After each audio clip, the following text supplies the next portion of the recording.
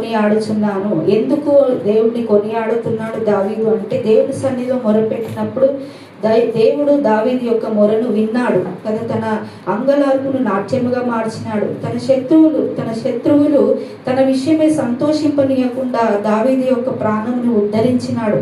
తర్వాత అంటాడు, నేను నీకు మొరపెట్టగా నీవు నన్ను స్వస్థపరిచితివి అంటాడు. తర్వాత పాతాళములో నుండి నా ప్రాణమును నీవు లేవదీసితివి, నేను గోతిలోనికి దిగకుండా నీవు నన్ను బ్రతికించితివి, అందుకే నేను నిన్ను స్తుతిస్తున్నాను, కొనియాడుతున్నాను అని కీర్తనకారుడు దేవుడిని స్తుతిస్తున్నట్టుగా ఈ కీర్తన భాగంలో మనకు కనబడుతూ ఉంటుంది. అంతేకాకుండా దేవుడు ఏం చేశాడు, ఈ 3 వచనాల్లో దేవుడు 4 విషయాలు దావీదు పట్ల చేశాడు.